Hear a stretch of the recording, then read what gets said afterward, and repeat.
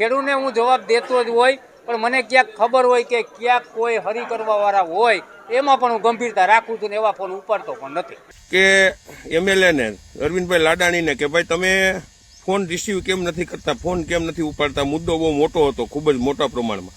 જ્યાં ખેડૂતોને માવઠું થયું પછી એક ખેડૂતોના અહીંયા ફોન નથી ઉપાડ્યા, એની બધી સાબિતી મારી પાસે છે. અત્યારે ક્યાંય ખાતર મળતું નથી, કમોસમી વરસાદથી નુકસાની મોટે પાયે છે. માંડવી અત્યારે ખેડૂતોની રિજેક્ટ થઈ રહી છે, રોડ રસ્તા ભંગાર હાલતમાં છે.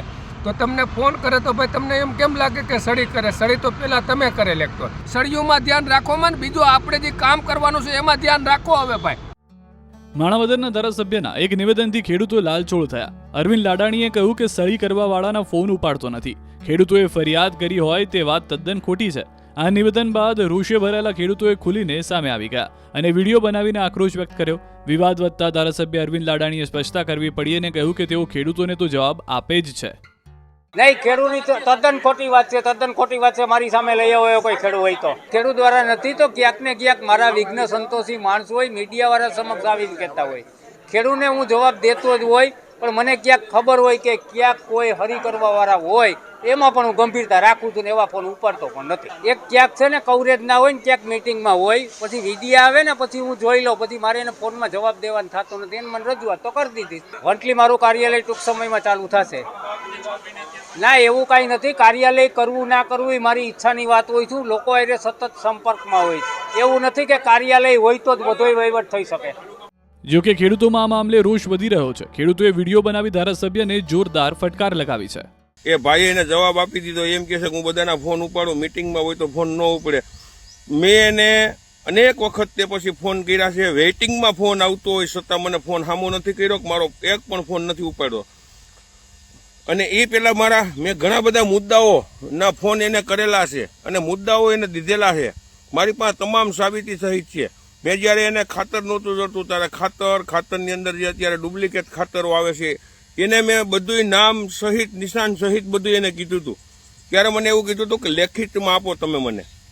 મિત્રો, ડિજિટલ ઇન્ડિયાની અંદર લેખિતમાં બધાનો મુદ્દો છે, લેખિતમાં આપવાની જરૂર નથી. જેને કામ કરવું હોય, જ્યારે પોતે કોંગ્રેસમાં હતો ત્યારે તો 2 ફૂટ ઉલરતો હતો. ખેડૂતો પ્રત્યે મુદ્દા લઈને આવતા હતા, આમ જનતા માટે મુદ્દા લઈને આવતા હતા. વાં ઓલું કૌભાંડ છે, વાં ઓલું કૌભાંડ છે. ભાઈ વેસાઈ ગયા, ભાજપમાં વયા ગયા પછી કાંઈ નથી. પછી એક મુદ્દો પણ એને સોલ્વ નથી કર્યો, નથી ખેડૂત બાબતે કર્યો, નથી આમ જનતા માટે કર્યો. હું એને વિકાસ કર્યો, હું કામ કર્યો, મને કયો. એક નંબરની તદ્દન વાતો ખોટીઓ કરે છે, એક નંબરના તદ્દન ખોટા છે. સાથે ઠોકીને કહું, મારી પાસે બધી સાબિતી છે. ફોન નથી ઉપાડેલા. અમારા ગામના બીજા ઘણા બધા વ્યક્તિઓના ફોન નથી ઉપાડેલા. મારી પાસે સાબિતી છે અરવિંદભાઈ લાડાણીની. હું એને દેખાડી દઉં એમ કહેતા હોય તો એ તદ્દન વાત ખોટી છે.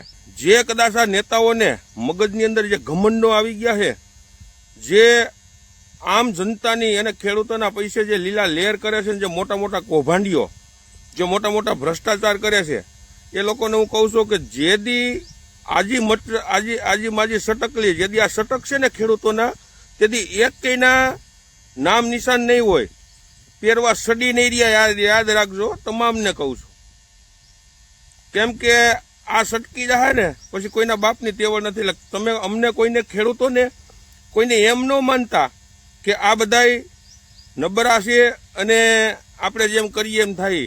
તો મોદી સાહેબ છે ને, મોદી સાહેબ એ શા વેચતા આજ પ્રધાનમંત્રીની ખુરશીએ બેઠા છે.